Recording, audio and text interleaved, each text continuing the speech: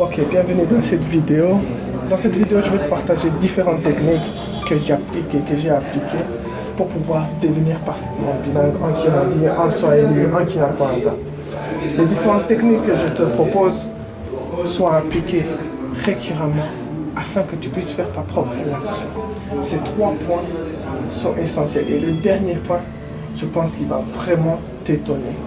En tout cas, Imani Shobora Byose. Afin d'apprendre le Kirundi, le Kinyarwanda, le Swahili, rends-toi sur notre plateforme audikaribu.com. Imani Shobora Byose. Ok, le premier point qui est très essentiel, c'est l'écoute. Moi, j'aime bien dire qu'il y a différents types d'écoute. L'écoute active et l'écoute passive. L'écoute passive, c'est une écoute. Je présente une chaîne, par exemple, Siren Vibe TV, que j'aime beaucoup écouter, où il y a des dialogues depuis d'une heure, des témoignages, et ça te permet en fait de t'immerger dans la langue, d'entendre, de voir la manière de parler, de la manière d'utiliser les mots. Parce que lorsque tu vas étudier le livre, tu vas parler de ta manière, mais tu vas devoir adapter ton vocabulaire et ton utilisation en fonction de l'écoute, en fonction du pays, en fonction de la région. Moi, j'aime bien dire le Kirundi, le Swahili, le Kirundi, le Kinyarwanda, je les mets ensemble. Mais c'est vrai, ce sont des langues qui se diffèrent. Mais qu'est-ce que je te propose? Lorsque tu as connu les bases, tu vas connaître, tu vas t'immerger selon la langue que tu veux parler. Si tu veux parler le Kinyarwanda, il y a des chaînes comme Isimbi TV. Isimbi TV, c'est une chaîne où tu peux écouter des choses en Kinyarwanda qui peuvent être dites et tu peux vraiment te rendre compte de la différence. Si tu veux apprendre le Swahili, je propose souvent Block 89. C'est une émission où il y a des chanteurs préférés qui viennent comme Diamond par exemple, où tu vas pouvoir t'immerger dans la langue. Et c'est ce côté-là que j'insiste pour l'écoute passive. Maintenant que je parle d'écoute active, moi je donne l'exemple. Quand je vais à l'église, j'aime bien écouter la parole de Dieu. Et j'écoute la parole de Dieu en Kirundi, en Swahili. Et quand je parle actif, ça veut dire tu prends des notes. Ça veut dire tu écoutes la messe. Si chaque dimanche tu écoutes la messe, tu prends la messe et tu la écoutes en Kirundi. Tu écris en Swahili, en Kirundi. Tu écris dans la langue, tu prends des notes. En fait, ça va être comme un cours que tu suis à l'école. En fonction de ça, il faut vraiment t'appliquer et mettre au maximum du Kirundi afin de pouvoir pratiquer. Je vais te mettre une petite vidéo enfin où un blanc explique qu'il a appris le Kinyarwanda simplement en écoutant Radio Voice of America. C'est quelque chose que tu dois connaître. Il a écouté ça et il a pu apprendre rapidement. Et dans cette tactique, nous te proposons c'est Rwanda.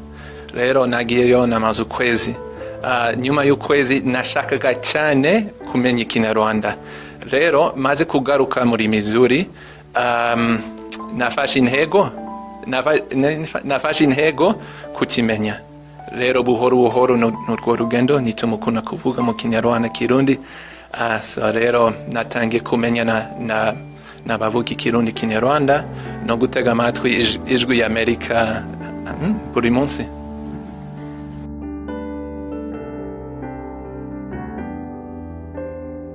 Numéro 2, c'est parler.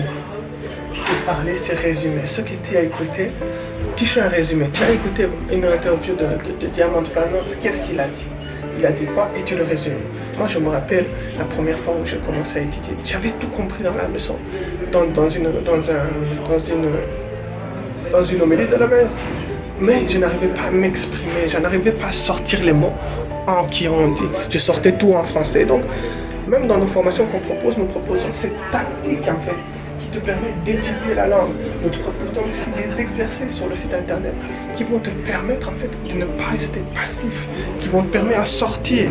Il faut aussi oser téléphoner, oser nous contacter sur Audikaribu WhatsApp. On envoie des audios, on envoie des choses, on fait des formations qui te permettent en fait d'appliquer. On a des groupes où tu peux pas appliquer. Et donc sans cette pratique, sans utiliser la langue, tu ne peux pas espérer d'apprendre quelque chose, tu ne peux pas espérer de maîtriser la langue, la pluralité de la langue. Moi, je le dis, dans les bureaux où on travaille, la seule langue qu'on parle, c'est le Kirundi. Si on n'utilise pas le Kirundi tout le temps, si on ne fait pas l'effort, même si on peut parler français, même si on peut parler swahili, on utilise le Kirundi. Parce que c'est ça qu'on doit utiliser. dois comprendre que la langue première, c'est le Kirundi. C'est pas la seule en France. Et dans ce point-là, je te propose vraiment beaucoup d'exercices. L'exercice numéro 1, c'est le résumé. Le résumé vocal. Expliquer ce que tu as fait. Aussi, l'exercice que tu peux faire, c'est la pensée. Penser un peu. Moi, j'aime bien proposer différents exercices sur la chaîne où je propose de comment penser. Je te propose une vidéo où je te prépare les secrets pour parler une langue. Et c'est commencer à penser. Ok, qu'est-ce que je vais faire au Yomos? Au Yomos, c'est à Tazavigenda Molipan, qui est exactement pour faire ta marché, qui est un fils qui va te donner un côté. Et ta manière de penser va être en Kirundi. Et c'est ça, tu dois jouer avec ta pensée, essayer d'utiliser ça. Et tu vas voir que même des fois, tu vas confondre les langues. Tu vas te dire, ah, j'ai plus facile à trouver le mot en Kirundi qu'en français. Et je le répète, le carnet de notes est quelque chose de très très important. Je l'ai présenté dans la vidéo précédente. C'est très important dans le sens où tu vas écrire dans la langue en Kirundi et tu vas retranscrire en Kirundi. Expliquer les définitions, tu comprends un nouveau mot, il y a un nouveau nom que tu travailles, tu l'écris en Kirundi. Il y a une autre chose que tu comprends, un mot qui est difficile, tu l'écris la définition en Kirundi. Et ça, cette technique-là, nous les proposons dans nos formations et nous t'invitons toujours à les suivre. Voilà, merci. Numéro 3, exercice numéro 3, Jewe Kondakuvukango, c'est le plus important, Moboso, lire. Lire, c'est quelque chose qui est très important. Aujourd'hui, nous proposons des livres français qui ont dit au français Swahili. Mais nous allons vous présenter des livres, des histoires, des livres audio qui vont te permettre en fait d'avoir un vocabulaire multiple. Tu vas te retrouver, par exemple, comment tu vas utiliser le langage pour parler au marché? Quel est le langage que tu vas utiliser à la maison? Quel langage que tu vas utiliser dans le travail? Ce sont des choses qu'il faut pratiquer. Il faut pratiquer, il faut avoir de la ressource. Si par exemple tu es dehors du pays, tu es en dehors, tu es en Belgique, tu es en France, tu es en Europe, et que tu n'as pas ces ressources-là, tu n'as pas cette possibilité d'être immergé, tu dois en fait t'immerger toi-même en te ressourçant avec des livres, beaucoup de livres. Il y a beaucoup de gens qui apprennent l'anglais, qui maîtrisent l'anglais sans aller être en Angleterre, parce qu'ils ont compris cette manière d'étudier, de travailler, de maximiser et de pouvoir parler des choses dans tous les domaines. Et ça, cette chose-là, je le mets en avant pour les gens qui commencent, qui sont arrivés à un niveau assez élevé. Lire, écouter. Et c'est là qu'on vous propose dans notre chaîne YouTube différents types de livres audio, des histoires audio, des films audio. Et dans ces livres audio, tu trouveras que des Kirundi, tu trouveras également une histoire complètement Kirundi, des histoires où certains mots sont définis dans les livres en Kirundi, et c'est ça que je veux te dire.